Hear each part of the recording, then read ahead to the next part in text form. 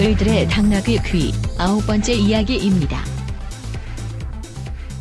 오늘을 살아가는 여성 노동자들의 어려움을 속 시원하게 파헤쳐줄 평범한 여성 노동자들의 비범한 이야기, 을들의 당나귀 귀 방송을 시작하겠습니다. 네, 반갑습니다.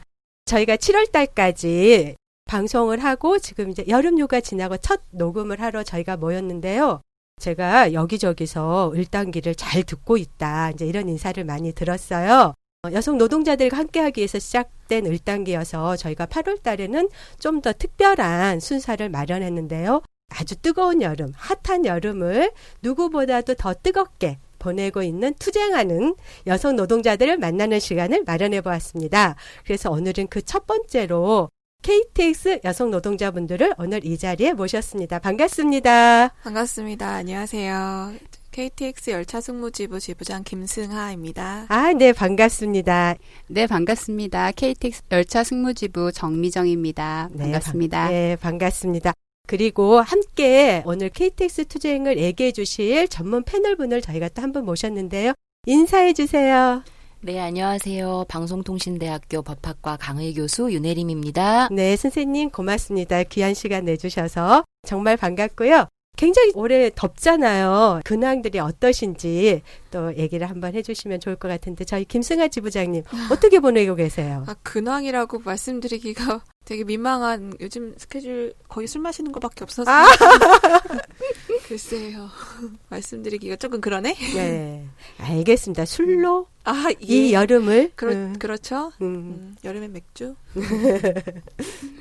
저희가 지금 하고 있는 게 투쟁을 알리는 사업이다 보니까 지부장님이랑 저랑 그리고 도와주시는 분들이랑 선전물 작업하고 있어요. 네, 하다 보니까 이제 자꾸 머리를 써야 되는 일이다 봐서 그렇죠. 이렇게 술이 들어가야죠. 또 아이디어도 나오고. 맞습니다. 예, 치맥의 계절이죠. 그렇죠. 치맥의 그렇죠. 계절. 크리에이티브한 작업을 위해서, 원활한 작업을 위해서. 네. 네. 네, 윤혜린 교수님의 근황은 어떠신가요? 네, 저는 저희 이제 방송대는 방학 중에 강의를 미리 제작을 해야 되기 때문에 강의 제작에 바쁘기도 한데요. 사실 제 근황이라기보다 요즘 가만히 있어도 가마솥 불볕더위인데 지금 햇빛과 더 가깝게 고공에서 농성 중인 많은 우리 노동자들이 있습니다. 네. 지금 국가인권위원회 옥상에서 농성하고 있는 기아자동차 우리 비정규직 노동자들이랄지 네, 사실 생명의 위협이 느껴질 정도의 상황에서 싸우고 있는 우리 KTX 승무원 지부만이 아니라 전국에 우리 고생하고 있는 비정규직 노동자들의 근황도 꼭 묻고 싶습니다. 네, 저희 힘내라고 네. 응원을 한마디 외쳐볼까요? 저기 교수님 뭐라고 좀 저희가 응원을 이 자리에서 외치면 좋을까요? 그 목숨 걸고 싸우시는 분들한테 사실 뭐라고 응원을 해야 될지 모르겠는데요. 끝까지 버티자. 네, 그럼 한번 저희 외쳐볼까요? 시작. 네. 끝까지 버티자. 승리합시다가 아니라 버티자. 네, 이게 좀 우리의 또 현재를 보여주는 얘기인 것 같습니다. 말씀하셨듯이 정말 밖에 한 10분만 있으면 땀이 줄줄 나는데 옥상에서 그것도 굉장히 마음 무거운 투쟁을 하시는 분들 우리 같이 꼭 힘을 냈으면 좋겠습니다. 예, 김승하 지부장님께서는 지부장님은 언제 되신 건지 또 언제 입사했는지 좀 그런 KTX와의 인연이 언제 시작됐는지도 좀 얘기해 주시겠어요? 예. 네. 저는 KTX가 한국에서 운행을 개통을 한 2004년 처음 1기 승무원으로 입사를 했고요. 네.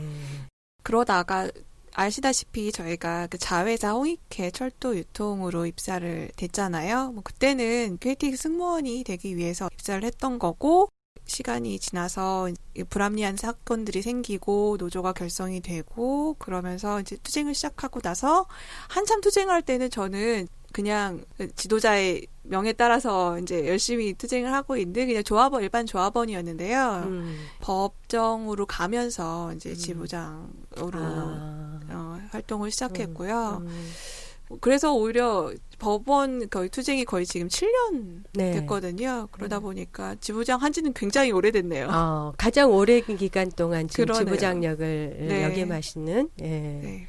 2004년도에 입사하셨고 처음에는 나를 따르라가 아니라 그냥 따라갔는데 네. 지금은- 그때가 좋았었어요.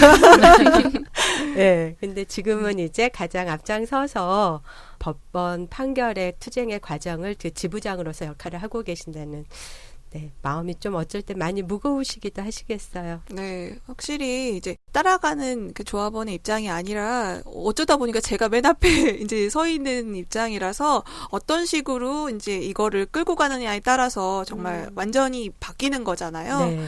그러다 보니까 함부로 할 수가 없어요. 제가 네, 제 맞습니다. 위치에서 어떤 식으로 가는 것이 옳은 것인지 판단하는 것도 좀 힘들고 사실은 아직 정말 그 제가 뭔가 결정해서 활동을 한 적이 없기 때문에 아직 많이 부족하고 여러분들 조언도 많이 받고 있고 지금 거의 다시 배워가는 다시 초보의 느낌이에요. 저는. 아, 그렇습니까? 10년 이상 KTX 투쟁을 했는데 다시 초보의 느낌이다라고 하는 게 또 남다른 각오나 저는 또 이렇게도 들리네요. 그 다음에 우리 정미정 선생님은요? 네. 네. 저도 지부장님과 같이 2004년도 처음 개통할 당시 일기 승무원으로 입사를 했고요. 그때 대학 졸업하고 곧바로 첫 직장으로 가졌던 자리라 굉장히 애착이 컸던 것 네, 같아요. 처음부터. 그랬는데 지금 이렇게 10년 동안 투쟁을 하게 될 줄은 그때 당시엔 정말 몰랐겠죠. 그만큼 애착을 가지고 했기 때문에 내가 일하는 이 자리가 점점 이상해지고 즐겁게 일하지 못한다는 사실이 너무 힘들었던 것 같아요. 그리고 함께하는 지금 조합원들 네. 처음에는 물론 많은 인원이 시작을 했지만 지금은 10손가락 한 3번 안에 꼽을 정도로 많이 적어졌잖아요. 네. 그래서 그 동료들이 원동력이 됐던 것 같아요. 지금까지 투쟁하는 데 있어서. 네, 네. 그래서 지부장님 열심히 도와서 그만큼 힘들다는 거 아니까 네. 저도 처음부터 간부는 아니었거든요. 네. 지부장님처럼 그냥 앞에서 나를 따르라 그러면 네 그리고 열심히 따라가던 사람들이라서 지금은 지부장님 도와서 저랑 지부장님 둘밖에 이제 상근 활동을 하는 사람이 없어요. 네. 다들 네. 이제 개인 사정들이 있고 네. 아기 엄마고 네. 일을 하는 분들도 계시고 그러다 보니까 앞에 나서서 뭔가를 이끌어 갈 수 있는 사람들이 없다 보니까 이제 지부장님 느끼시는 그 부담감처럼 저도 똑같은 것 같아요. 네. 열심히 해야겠다. 네. 지금은 그 정도? 네. 네, 누가 사실은 태어나면서부터 투쟁하려고 태어난 사람이 어디 있겠어요. 저희도 다 처음이고 초보고 이렇게 되리라고는 상상도 못했었고 그렇죠. 어쩌다 보니까 내 위치가 그냥 그 위치에 자연스럽게 흘러가다 보니까 이거를 놓고 도피하거나 다른 데로 피할 수 없는 그냥 책임감 때문에 계속 하고 있는 것 같아요. 네.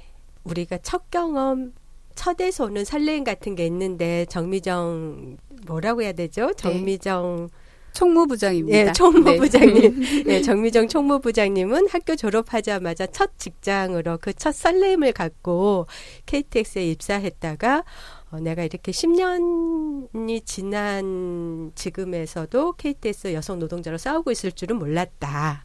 그리고 이제 그런 책임감 때문에 현재는 아직까지 이 자리에 있다라는 두 분의 말씀을 해주셨습니다. 윤혜린 교수님도 KTX와는 관련이 좀 있었다고 아까 잠깐 말씀해 주셨는데 예, 저는 2000년부터 정확히는 이제 어떻게 보면은 이 KTX 이 사건의 이제 원흉이라고도 할 수가 있는데요.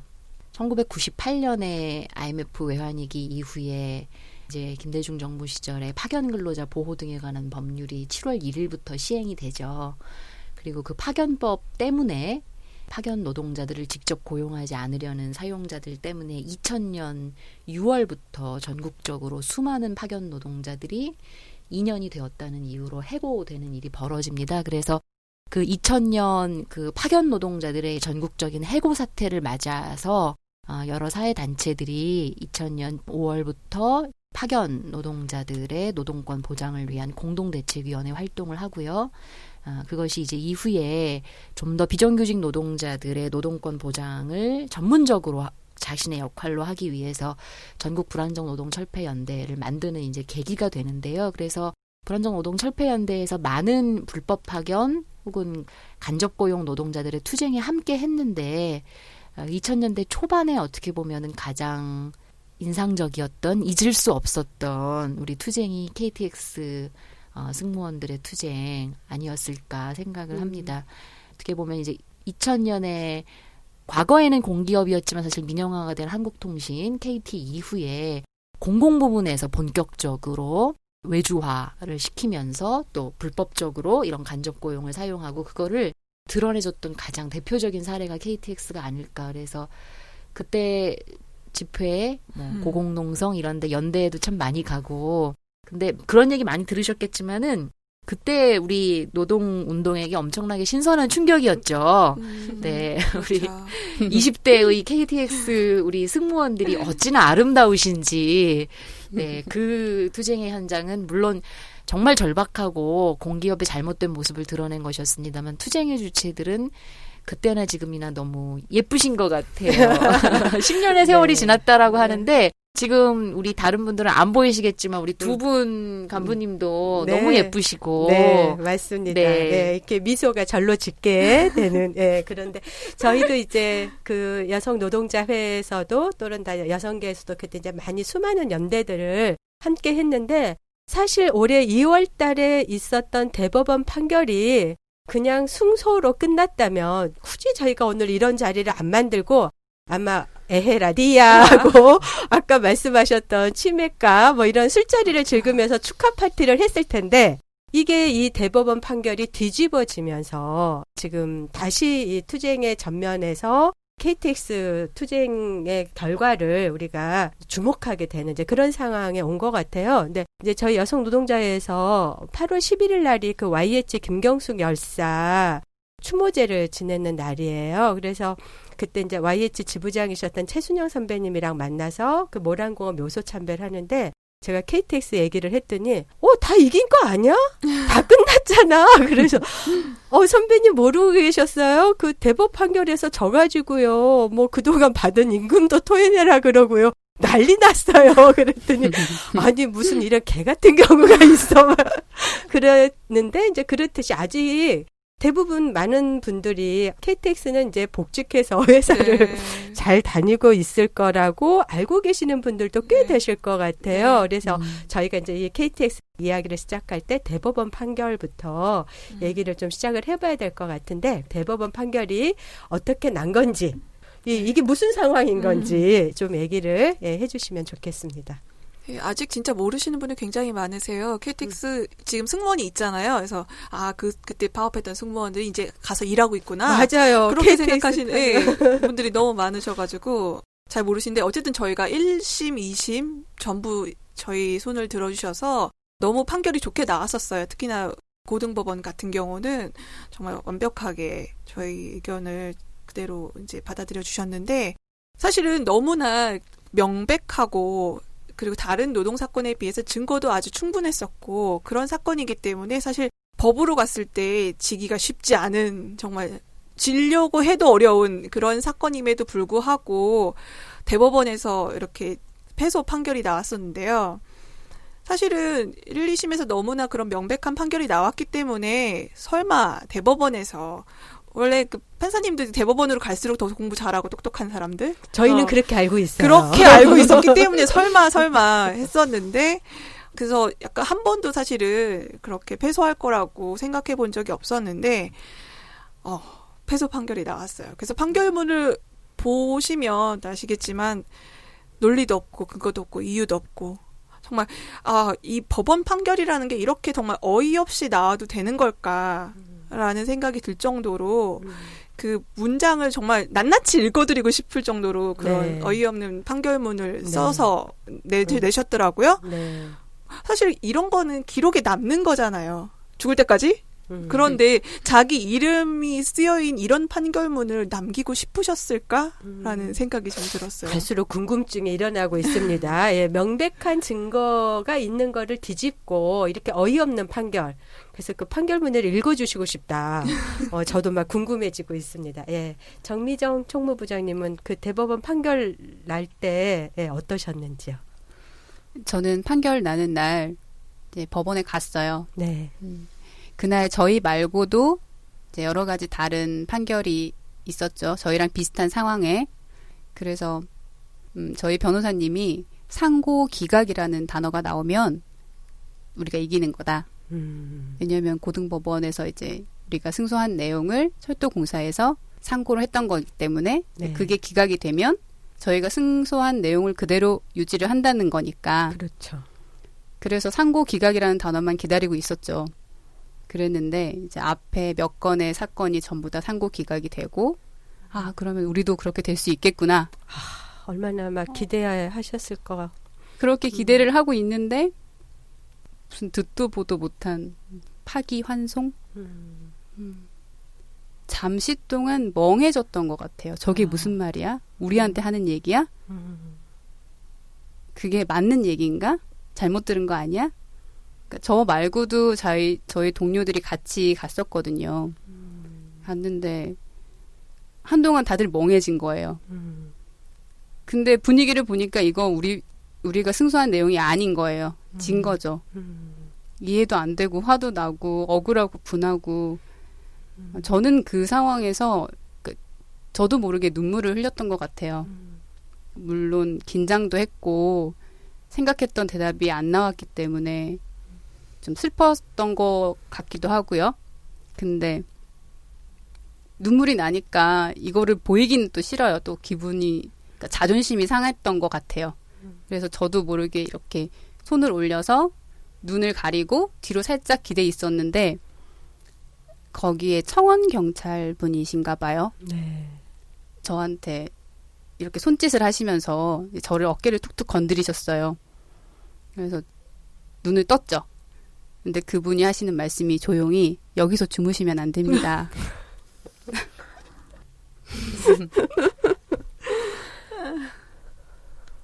옆에 앉은 이제 동료들도 그렇고 기가 찼죠. 네. 일어나서 나가야지. 여기 이러고 있어봐야 무슨 소용이겠어요. 나왔어요. 그런 상황을 겪었다는 것 자체도 너무 이해가 안 되고 제 머릿속에서는 정리가 안 되더라고요.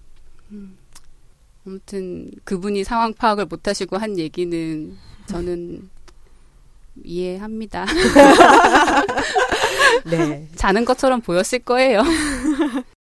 상고 기각을 기다렸는데 파기환송이라는 말을 들었을 때 그 암담함, 지금 그 굉장히 담담한 표정으로 말씀을 해주시는데 얘기 들으면서 저도 좀 울컥하는 그런 마음이 막 올라오네요. 그 모르시는 분들을 위해서 뭐 때문에 1심과 2심에서 다 이긴 KTX 승무원은 철도공사의 노동자가 맞다라는 그런 근로자 지위를 확인을 1심, 2심에서 다 해줬는데 대법원에서는 어떤 이유로 당신들은 아니다. 그래서 다시 고등법원에서 다루어라 라고 한 건지 그 부분에 대해서 그러니까 어이없는 판결이라고 했는데 지부장님 좀 얘기해 주시겠어요? 글쎄요, 사실은 아까 말씀드렸던 것처럼 너무나 이유가 명백하고 그렇기 때문에 이유를 제가 사실 찾기는 어렵고요.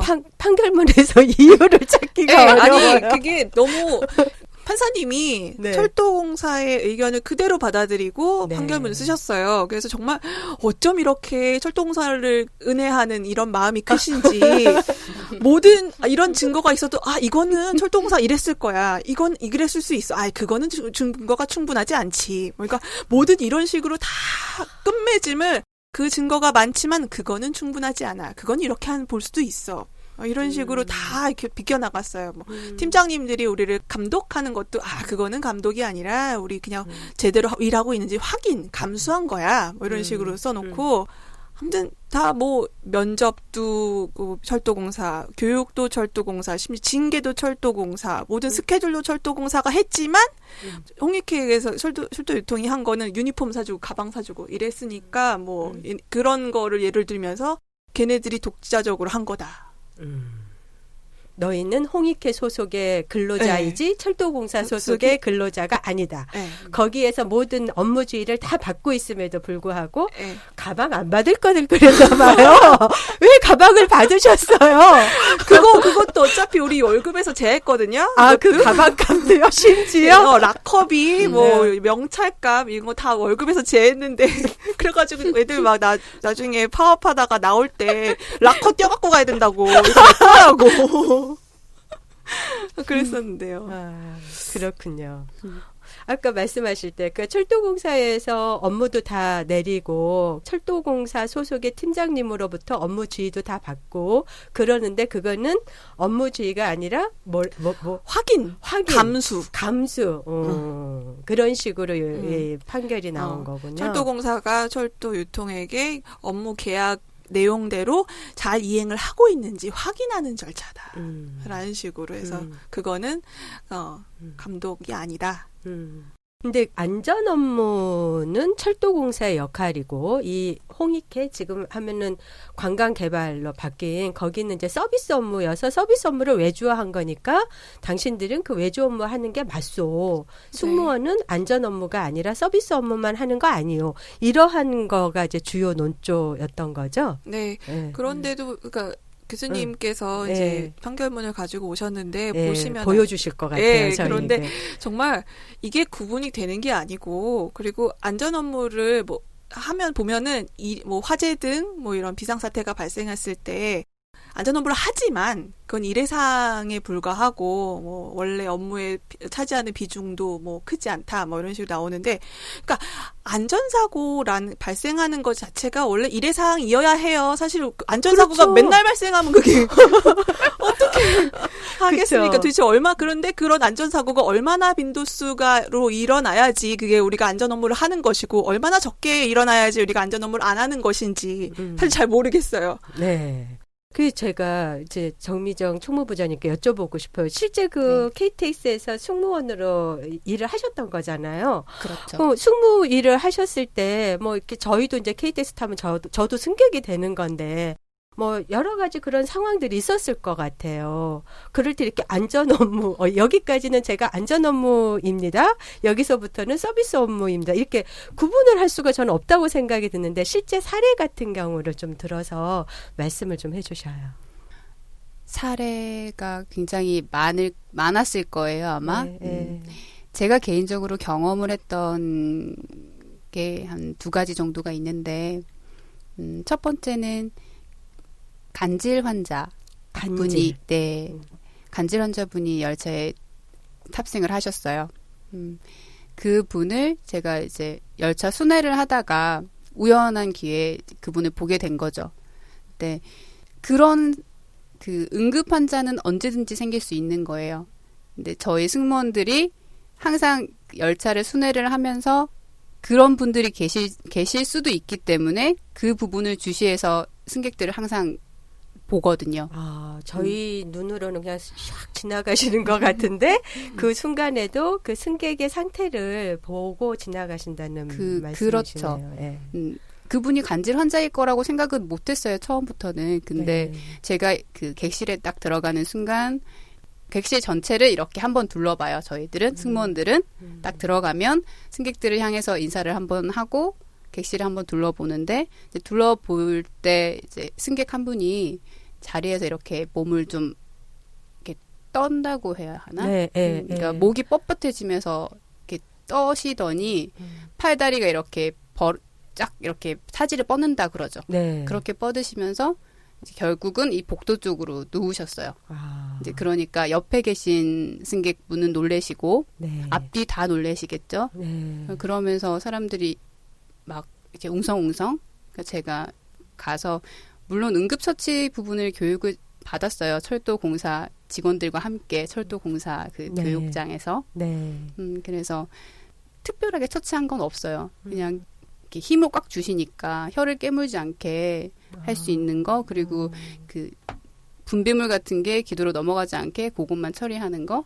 제가 한 건 사실 그거밖에 없어요. 근데 그런 상황에 저희가 항상 그걸 교육을 받고 그런 분들을 자연스럽게 보살필 수 있는 상황이 되기 위해서 승무원을 하는 거잖아요. 그렇죠. 네, 그래서 이제 그렇게 했고 전 당연히 제 일을 한 거고 그래서 그분은 별 탈 없이 괜찮아지셨어요. 다음 역에 내리셨는데 근데 그런 일이 언제든지 일어날 수 있는데 그거를 저는 제 업무라고 생각하고 분명히 한 거예요. 근데 일의 상황이다. 그래서 이건 네 업무가 아니고 인지상정으로 그런 사람을 보면 당연히 네가 그런 일을 해야 하지 않느냐라는 법원 판결에 저는 동의할 수가 없어요.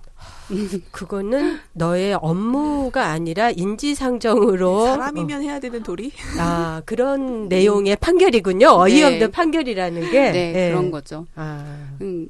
제가 또 여름에 근무를 하는데 저희 하복이 굉장히 좀 얇고 잘 트어지지는 않겠죠, 옷인데. 근데 어떤 취객분 한 분이 뭐에 화가 나셨는지 화를 내시면서 제 멱살을 잡으셨어요. 이제 승무원 나오라고 하면서. 근데 이제 주위 고객분들은 이제 그분이 난동을 부리시니까 놀라셨을 거 아니에요. 그래서 승무원을 찾아요. 제가 갔죠.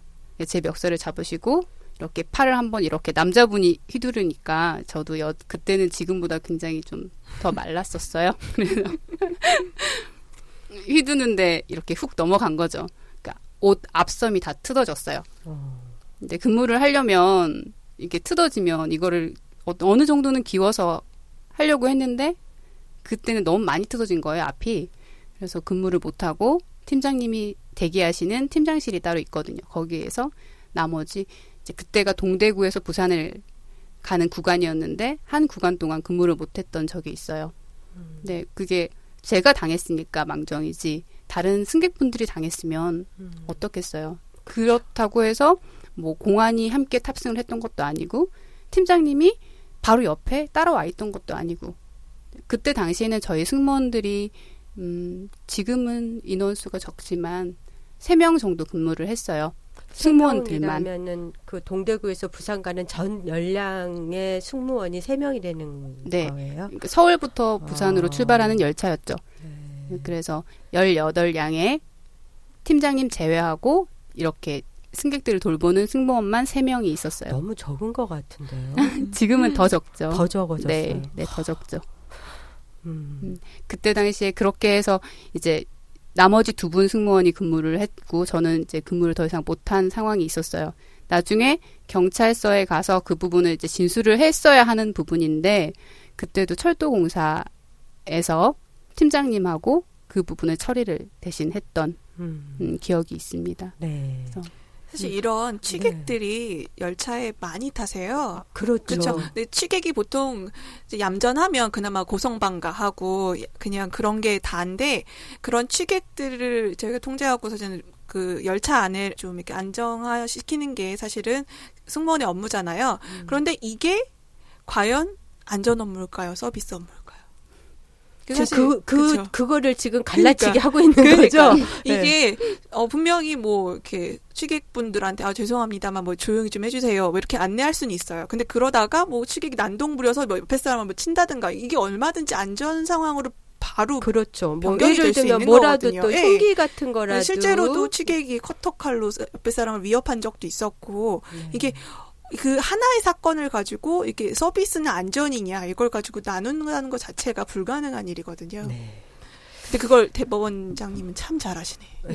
나누신 거죠. 대법원장 우리는 구분 안 되는 거를 너희는 서비스 업무를 하기 때문에 철도공사 소속이 아니고 그 자회사 소속으로서 그 서비스만 하는 사람들이야라고 판결을 했다는 건데 이 대목에서 우리 이제 윤혜림 교수님을 좀 모셔봐야 될 것 같아요. 네. 판결문도 가져오셨다는데 좀 말씀 좀 해주셔요. 이 법학도 전공하셨으니까 우리의 보통의 법감정으로는 도저히 상상할 수 없는 판결을 지금 내리셨거든요.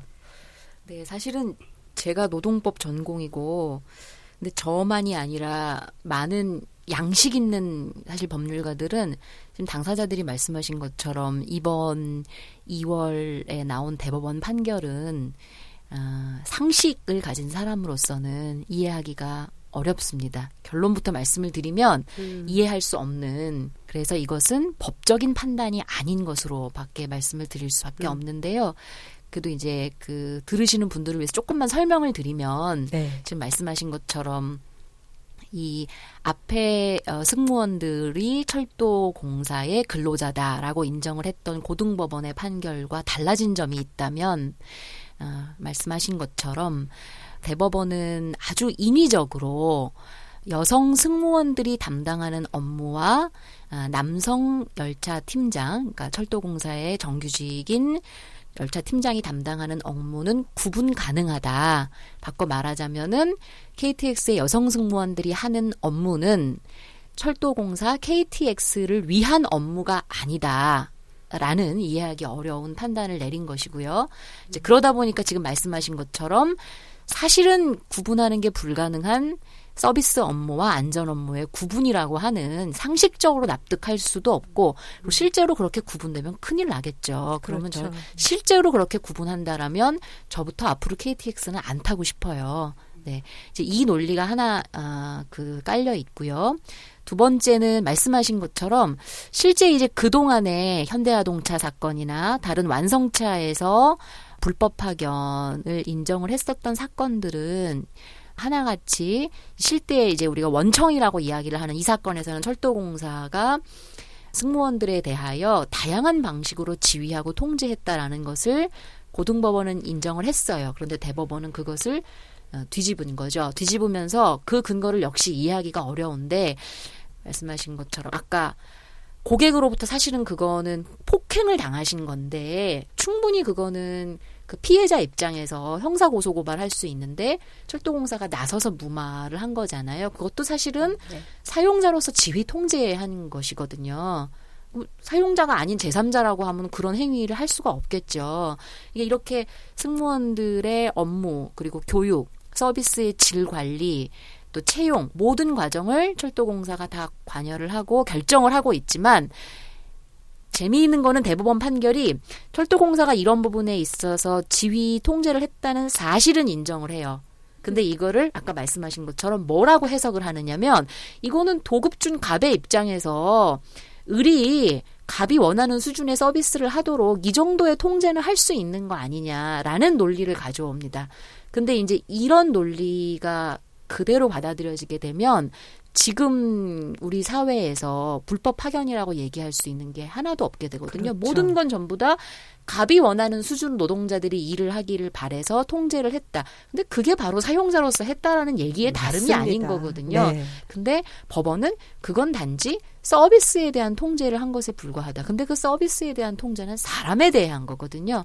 법원의 시각은 사람이 아니라 마치 물건처럼 대하는 거죠. 네. 내가 구매한 물건이 이 정도의 기계가 이 정도 수준 작동을 해야 되는데 그래서 내가 기계가 이 정도 작동하도록 품질 관리한 것이다. 근데 이건 사람이거든요. 사람에 대해서 지휘를 할 수밖에 없는 건데 법원이 그거를 구분을 한 거죠. 이 두 지점 전부 다 우리가 상식이 있다면 이건 뭐 일반인의 법감정만이 아니라 법률가들도 이해를 하기가 어렵습니다. 그래서 사실은 이 판결 이전에 사실 고등법원 중에 한 판결도 그 대법원의 현재 논리와 똑같은 그 패소 판결을 한 게 내린 게 있었어요. 근데 이미 그 고등법원 판결에 대해서도 법률가들은 한마디로 말하면 이거는 법적인 판단에 따르는 판결이 아니라 신념에 따르는 판단이다. 신념이라는 건 법관의 잘못된 선입견, 잘못된 신념이라는 것이죠. 이것은 법적 논리가 아니라 법관의 잘못된 신념에 따르는 판결이고 저는 이번 판결도 그렇다라고 밖에 말을 할 수가 없을 것 같아요. 그래서 아까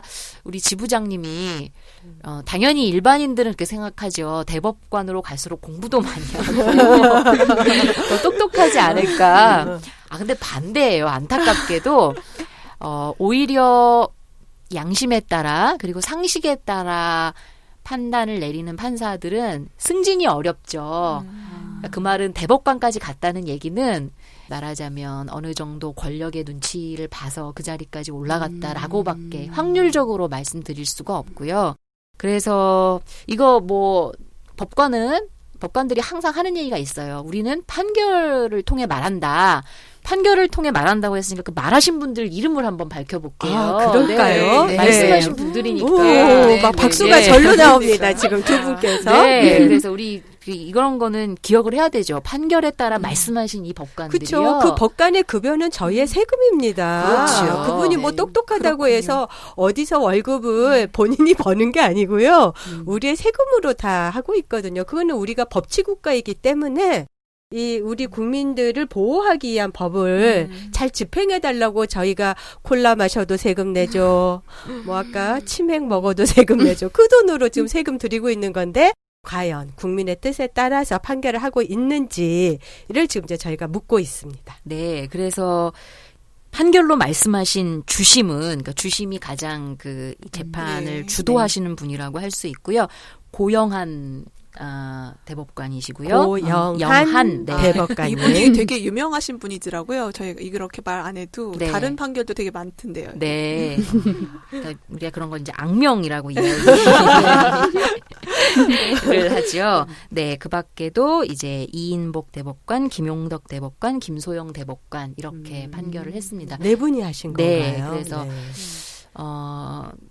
법관은 판결을 통해 말한다라고 하니까 우리가 이분들 이름을 꼭 기억해 두었다가 또 네. 다른 판결에서는 뭐라고 말씀을 하시는지 네. 네. 꼭 주목을 해야 될 것 같아요. 네.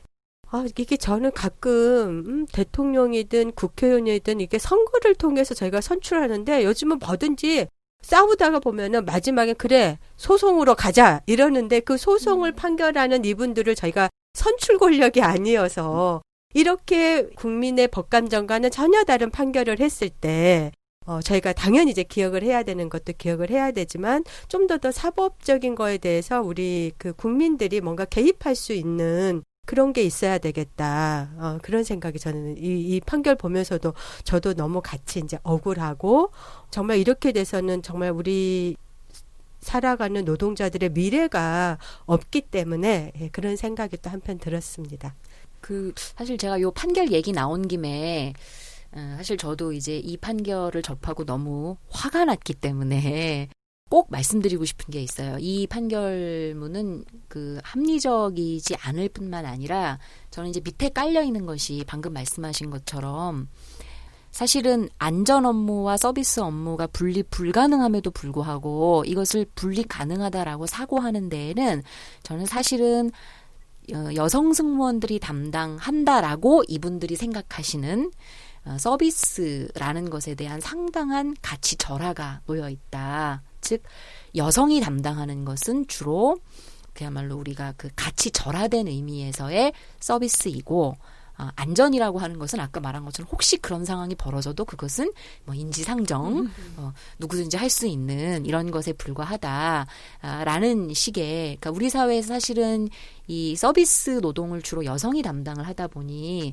또 여성이 하는 노동에 대한 가치 절하가 서비스 노동에 대한 가치 절하로 이어지고 이것이 지금 본 것처럼 이것은 KTX가 운행되는 업무에서 주요한 부분이 아니고 얼마든지 떼어서 외주화할 수 있는 부분 승객들한테 친절하게 하면 될 거 아니냐라는 수준의 인식이 이 굉장히 고상하고 어려워 보이는 판결문 뒤에는 그런 선입견이 담겨 있다는 맞습니다. 거죠. 친절하면 되는 거 아니냐. 그건 얼마든지 KTX의 중요한 업무가 아니기 때문에 핵심 업무가 아니라고 하죠. 그러니까 외주화시키는 것이 합리적이다라고 하는 이제 발상이 틀림없이 깔려 있다라는 것이죠. 네.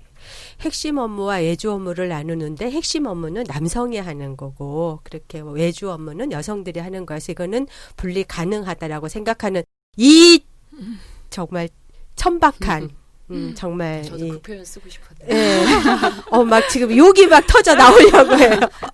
아직도 우리 사회에서 그것도 이 대법원이라고 하는 거는 정말 우리 사회의 변화를 끌어가셔야 되는 분들이 잘못된 고정관념을 가지고 여성의 노동을 정말 평가자라 했던 그런 판결에 대해서 저희가 정말 분노하지 않을 수 없는 그런 것 같습니다. 약간 시간이 좀 지나긴 했는데 우리 승무원 지부는 잘 아실 텐데 이거랑 굉장히 비교되는 게 2006년에는 국가인권위원회가 사실은 이제 법원 판결이 나오기 이전에 훨씬 다른 결론을 내놓았죠. 바로 철도공사가 남성 정규직이 하는 업무와 여성, 말하자면 비정규직, 그 외주하던 노동자의 업무를 구분한 것 자체가 성차별이다. 이것이 굉장히 맞습니다. 차별적인 네. 어떤 성별 분업이라고 하는 것을 그대로 반영을 한, 그래서 차별적인 비정규직과 차별적인 외주하다라는 성차별로 인정한 국가인권위원회의 판정도 있었는데 정반대, 그러니까 인권 감수성이 전혀 없는 그렇죠. 부분인 네. 것이죠. 네. 그래서 그 이후에 지금 코레 관광개발이라는 다른 자회사에서 지금 승무 업무를 맡고 있잖아요. 네. 그 여성 차별이라는 그 부분을 피하기 위해서 남자 승무원을 몇 명 뽑았어요. 가지고 일부를 뽑아놓고선 남자도 이제 시킨다, 똑같이 하는 거다, 여성 차별 아니다 이런 식으로 또 피해가려고 또 그런 식으로 했더라고요. 거의 구색 맞추기로 네, 비난을 맞아요. 피하기 위해서 몇명 뽑아놓고 업무의 지휘 통계나 뭐 고용의 지위는 그대로 두고서 차별 아닌 것처럼 포장하는 그것도 정말 꼼수, 술수, 예, 아주 넘쳐납니다. 예. 저희가 이렇게 얘기 나누다 보니까 벌써 훌쩍 40분이 넘었어요. 근데 저희가 지금 그 나누고 싶은 얘기는 이 투쟁이 10년이나 지났기 때문에 그동안에 있었던 여러 가지 얘기들을 더 들어봐야 되고, 또 사실 이 투쟁을 10년을 그 자리에 있기란 정말 쉽지 않은 건데 또 그런 얘기도 들어보고 싶은데, 아쉽게도 그 얘기는 저희가 또 2탄으로 돌리고 저희 오늘의 얘기는 여기서 좀 마무리해야 될 것 같은데, 오늘 좀 얘기하시면서 또 꼭 이 얘기는 좀 내가 하고 싶다 하는 거 있으면은, 예, 그 얘기 듣고, 저희는 아쉬운 시간을 마무리하고 2탄을 준비하도록 하겠습니다. 예. 아, 네. 지금 저희가 다시 투쟁을 시작했잖아요. 대법 네. 판결 이후에. 예, 열받아서. 그렇죠. 못 살겠다. 못 그래서, 살겠다? 나왔는데 저희가 지금 활동하고 있는 게 일요일과 월요일 서울역에서 12시에 1인 시위하고 있고요. 다음 주 26일에는 저녁 7시에 촛불문화제를 계획하고 있습니다. 많은 분들 함께 해주셨으면 좋겠고, 또 저희 소식 바로바로 전해드리실 수 있는 페이스북 페이지가 있거든요. facebook.com 하고 /하고 KTX 크루 하시면 네. 바로 들어오실 수 있으니까 네. 여러분들 함께 해주셨으면 고맙겠습니다. 네. 또 총무부장님께서도. 네, 많은 관심 부탁드리겠습니다. 이거 마무리 멘트. 예. KTX 크루 하면 페이스북도 연결이 되고 26일 날 촛불이 횃불이 돼야 될 텐데 많이들 오셔서, 예, 그러기를 기대하면서 오늘의 방송은 여기서 마치겠습니다. 수고하셨습니다. 뭘까 우리를 미소 짓게 하는 것들, 우리를 벅차게 하는 것들, 그것은 무엇일까? 뭘까 우리를 슬프게 하는 것들, 우리를 분노케 하는 것들, 그것은 무엇일까?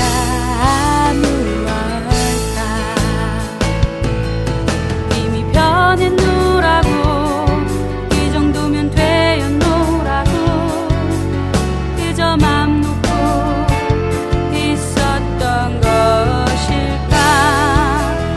그러는 사이 어디선가 그 숨소리, 그 간절함 귀 속에 맴돌고 맴도네.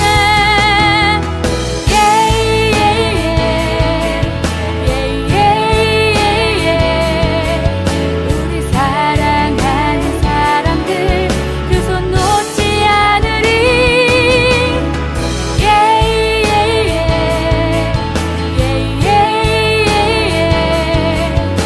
우리 사랑하는 사람들 모두 안아주고 싶네.